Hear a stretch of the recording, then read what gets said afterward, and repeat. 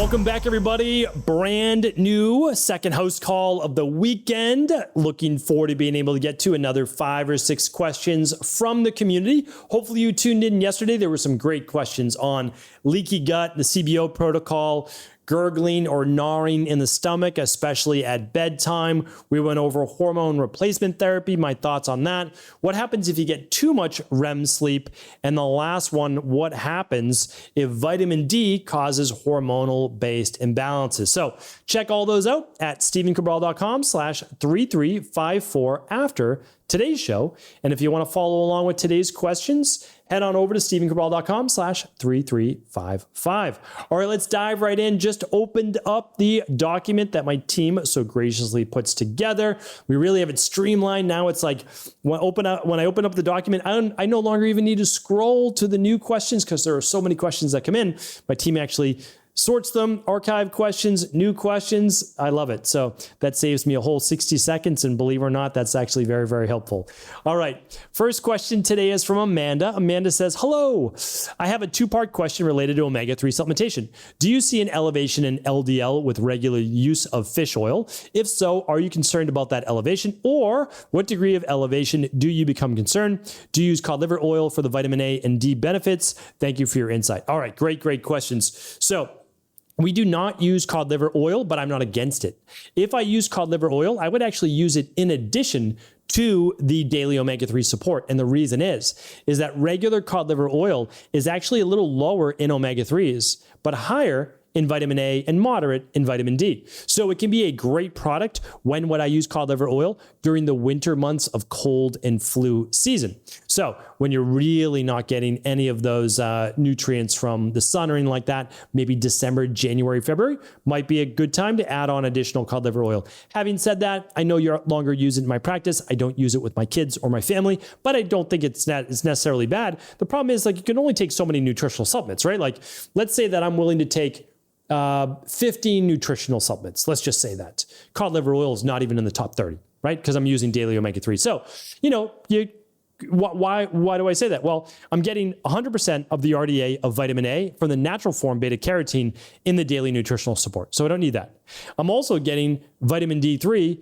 You have to take vitamin D3 even if you're taking cod liver oil, because there's no way you're going to reach 4,000 IUs or 100 micrograms without doing another nutritional supplement. And if you're not in the sun during the winter, you can't pretend like you're getting vitamin D, right? Like, oh, I don't believe in vitamin D supplementation. Okay, it's fine to believe whatever you believe. Then where are you getting your vitamin D? You're just going to allow your immune system to falter and that to throw off your hormones like your thyroid, et cetera. Doesn't seem like a great idea, including your metabolism, right? So anyway, you supplement with normal levels, not mega doses. That's that. All right, let's get to your question about LDLs. Yeah, it's an interesting question. So there can be a slight elevation when using omega-3s and LDL.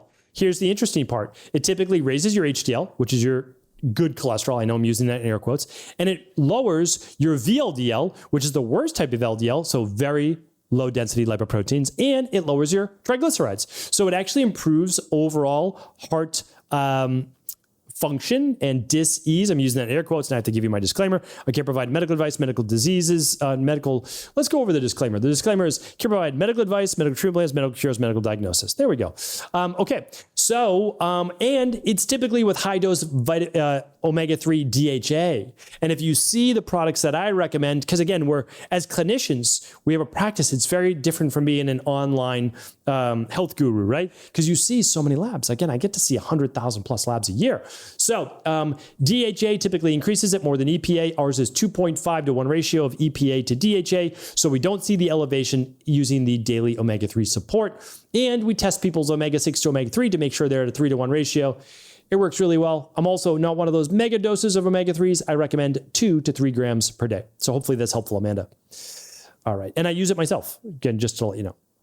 Mindy's up next. Mindy says, hi, I was wondering if you know the cause of why someone might get tightness or spasms on the right side of their throat.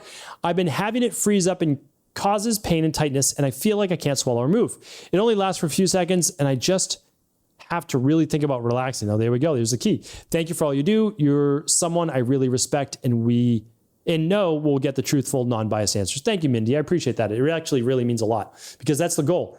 as I've said before, I have no dog in the race. I don't at all. Like, all I care about is getting people the answers that I wish I had when I was 17 years old, 18 years old, 19 years old, all the years until 27 when I met my mentor. That's all. That's literally the only reason I am in this, because it's not an easy thing to do. I'll tell you that. But I go to bed every night feeling like I'm serving my purpose and I'm here doing what I'm meant to do.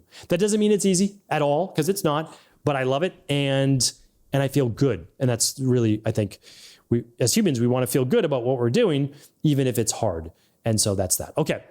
So check out a show. It's difficult to spell, but sometimes this can be achalasia. Achalasia, I've worked with many, many clients. It can be, it's oftentimes from anxiety and stress. So that tightens up the throat, and it happens because the sympathetic nervous system is on overdrive, fight or flight.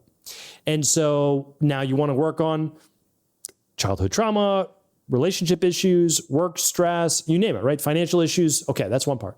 The second part could be low levels of magnesium and not being able to balance cortisol. So again, I can't give you medical advice, but here's what we do, because there's a couple answers to this. I'm not giving you this as like the answer, right? So we use what's essentially called the sleep help protocol, the sleep help support protocol. Okay. So magnesium and adrenal soothe would be your two most important ones. You take those at dinner, 2 adrenal soothe at dinner, 2 magnesium at dinner. But again, can't give you medical advice. All right. This is just what I would do if it were me. All right. And then before bed, you can use calming magnesium a little bit more if you need to. If you don't, great. You can use some liquid melatonin. That'll really shut down cortisol. Great. All right. Now, but this can also be from a nervous system issue. So again, I don't know for sure, but nervous system causes spasms and it causes locking up of the muscle. Why? Because the mind sends a signal down the spine, which then sends it off to the nerves that innervate the muscles. That's how our muscles do things. That's how our hands move. Our brain sends a signal, comes off the spine, innervates all the fingers, right? Through motor units. Okay. So we can look at a neurological issue and we can look at an overall stress. You talked about relaxing. That's what it's all about. It most likely is a neurological issue caused by stress, right? Nervous system. So let's work on the stress. Let's work on breath work, and check out the Rain Barrel Effect for all of the chapters on relaxing stress. All right. AI, or maybe Al, is up next. Well, who knows? This might be the AI writing in. All right, so Al is writing in. Hello, Dr. Cabral. I have a lot of trust in your opinion and would like to ask about magnesium L-threonate. I've been reading about its benefits regarding cognitive function, Alzheimer's, as well as improving sleep quality. Is this form of magnesium better for the above mentioned? Are you considering creating another product like that? My question is about acne. My partner has deep acne, not inflamed, but just tiny bumps on the temples and forehead. She had elevated candida, but no parasites, and has gone through the CBO, which resolved her gut issues, but didn't improve the acne. She also has endometriosis, which she has started to work on. Would you suggest coffee peeling? I've read that it works very well. Thank you. Okay, great question. So coffee peeling, also called coffee scrubbing. I have a podcast on that. It's on the house calls. So this is basically, you can use just coffee grinds and you can rub it on, it's an exfoliant. That's what it is. But coffee is a little bit unique. You actually would use in the morning, not at night. It has a little caffeine, so it dilates the blood vessels, or it brings more blood flow. And it also has an exfoliating, like almost like walnut hulls or things like that they use, which can smooth out the skin or take off the top layer of skin. Okay, but that's not treating the underlying root cause, right? So just something to think about, Al. I have no problem with that. It would cause redness of the skin. It wouldn't last for a long time, but that's at least something to think about. All right, so little tiny bumps that don't resolve, even though the gut issue is resolved, could be hormonal, but hormonal is usually deeper cystic acne or acne, all right? Often on the chin, sometimes on the forehead. All right, so this can be food sensitivities. I would remove dairy, all gluten, and all eggs for 21 to 28 days. I know it's not easy, but there's so many alternatives, right? You could use macadamia nut milk. You could use coconut milk, although that's sometimes a sensitivity. You could use almond milk, whatever you'd like, right? And then what about 4 eggs? Oh, just don't have eggs for 21 days, 3 to 4 weeks. And what about gluten? Okay, there's so many great gluten varieties, oat, flour, etc. All right, so that's something to look at. I mean, like 8 times out of 10, it resolved those little issues with kids and adults on the back of the arms and the temple. So something to think about, Alan, and I appreciate you writing in. Oh, for threonate, magnesium threonate, we're thinking about it. We recommend it for people that are, maybe 55 plus. They're more concerned about it. I like magnesium L-threonate. There's no doubt about it, but I don't recommend it in terms of absorption for the rest of the body and the nervous system over lysate, glycinate, citrate, like all the other forms. So although I do like it, I don't need people to use it in my practice unless they're looking for this specific concern. I don't use it myself, but I'm not against it. Would we add it in the future? Potentially. Yeah, potentially. And thank you, Al, for writing in. Okay. Next is Gina. And Gina says, hello, I've suffered with gut issues for many years. I did your CBO protocol and I felt amazing, but I've noticed some of the symptoms coming back. I was wondering if you and your team test for methane and hydrogen SIBO. If so, I was hoping you had a specific protocol to resolve the problem. Thank you for your time, Gina. Okay, well, I used to test for methane and hydrogen in my wellness practice when it was in person, not virtual, and then I stopped doing it. And the reason is the test takes a long time. You sometimes get a lot of false negatives. And because if it's not fermenting at that time, it's not fermenting. But also the Candida metabolic and vitamins test is just much better at actually looking directly for Candida, or the stool test, which is better at looking at bacteria. So we typically run the gut bundle. That's the food sensitivity test, the Candida test, and then the stool test for parasites in stool. So you can run the gut bundle, the big 3, at stephencabral.com/shop. Comes obviously with a whole plan and a coaching call. But if not, if it came back, you would do the CBO protocol. And you already got great results for it. Remember, methane and hydrogen come from gut dysbiosis, bacterial overgrowth, right? Or an imbalance of healthy bacteria to commensal or dysbiotic bacteria or yeast, right? So you do the CBO protocol, but then it seems like you weren't able to hold it. So I don't know if your foods changed over time. I don't know if you took antibiotics. I don't know if you're on birth control. I don't know if you did the CBO finisher and then maintained with the daily probiotic support. So I don't know any of these things, Gina, but that's kind of what you want to look at. So you can run the big 3 gut bundle or just the Candida metabolic and vitamins test. Far more accurate in my opinion. That's why we of course use them, because I can use any lab test in the world. I want to use the easiest ones for people ages 3 years old and up. Okay. So then if it was positive or you didn't want to do the lab testing, you do the CBO protocol with the 3 weeks of the citracetyl drops. You'll get directions. Then after that, you'll do the CBO finisher and you'll maintain with the daily probiotic support. That's it. And then you'll ease back in the foods. So that's how I would do it. Okay. Vanessa's up next. Hello, doctor. I recently did my hormone test and the TSH was a 2.43. But since COVID 2021, I've been having anxiety issues. It's better, but I lost weight and my skin is dry. Any suggestions or how do I get better, please? I'm a 40-year-old woman. All right. So I love that you've got your TSH of 2.43. We look for a 0.5 to a 2.0. You're slightly above that, which means the thyroid is probably not optimal. However, on our stress, mood, and metabolism test, we also look at T3 and T4. So we want to see if those are low. If those are low, we use a product called daily thyroid support, 2 capsules at breakfast, 2 at dinner, which gives your thyroid the nutrients that it needs. However, if it's cortisol, high levels of stress, that's causing lower levels or poor levels of thyroid, higher TSH, which is most likely the issue because you're talking about anxiety. Okay, then what do?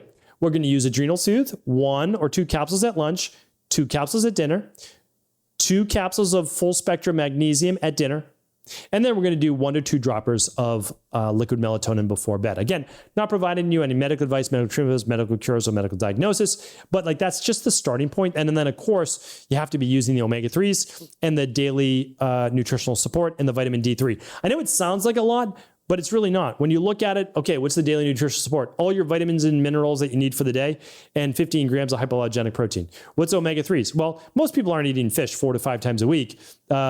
So, they're high omega-3 fish. So that just substituted 2 capsules. That's it. Vitamin D3. If you're not maintaining a 10 year round, well, then your vitamin D3 is low. And so your immunity is going to be low and your hormones are going to be imbalanced. So what is it? It's like 8 drops of the liquid vitamin D3. That's, $1. That's it, literally. Even less than that per day. And so it's really straightforward. And then after that, you'd use the Adrenal Soothe and the magnesium to help with some of the stress. But of course, it's not the only thing. Remember, I would read the rain barrel effect. The rain barrel effect, you'll notice that it's diet, exercise, stress reduction, toxin removal, rest, emotional balance, scientifically backed supplements, and a success mindset.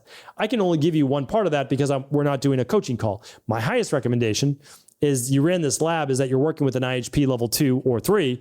Level 3s are being certified for the first time this June, but also our Equal Life coaches are already level 3. And so you can work with Equal Life coaches if you want as well. So, but IHP level 2 are going to be able to handle 95% of all clients. Like the truth is an IHP level 2 is who you can meet with. So yeah, hopefully that's helpful. And that's the best thing to do. Work with an expert if you can. If not, hopefully I just gave you some good answers there. All right. Do we have another question to go? Let's see. 1, 2, 3, 4, 5. We got it. Let's do one more. Let's do one more question here for today. This is from John. John says, "Hey doc, would like to know what's best for cyst on my knuckle and what usually causes it. Thanks and keep up the great work." Oh, a cyst on a knuckle. Wow, this could be a few different things. Not a ganglion cyst because it's not where the wrist is. It could be from a food sensitivity. It could be from trauma, getting hit in that area. It could be a fluid retention cyst from something like eczema. I have no photo of it, so I'm in the dark right now. Could be a sensitivity from the environment. I'm on the spot right now, so I'm trying to think of all the different things that it could be.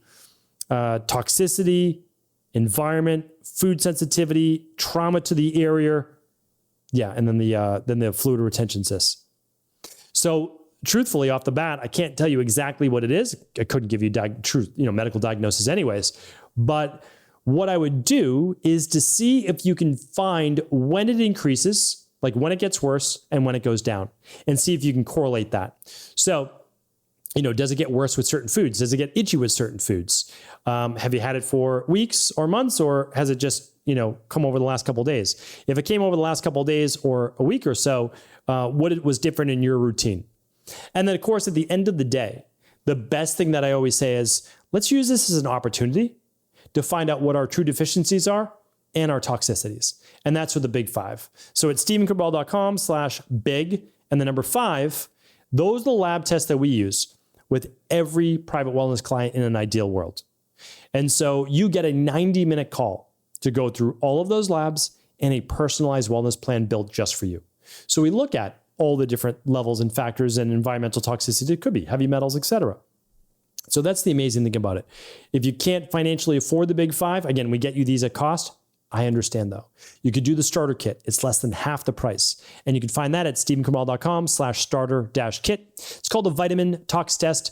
Lets you know all your vitamin levels, your mineral levels, your gut health, and heavy metal. So that's a great one as well. All right. Hopefully this was helpful, everybody. I thank you so much for tuning into the Cabral Concept. Love being able to do what I do. I thank you for that. If you haven't reviewed the show, please do so. Only takes a minute. And we, of course, would love you to give it a great review. And we do read every single one. That includes me. Thank you so much. I'll be back tomorrow with our brand new mindset and motivation to start the week. Take care. Thanks so much for tuning into today's show. Before you go, don't forget to hit that subscribe button. I want to make sure that you're getting our daily content, not missing out on anything. Functional medicine, wellness, weight gain, weight loss, anti-aging, living longer, stronger, and all of the most cutting-edge research. And if there's any topics you want to hear, feel free to leave them in the comments below. Take care.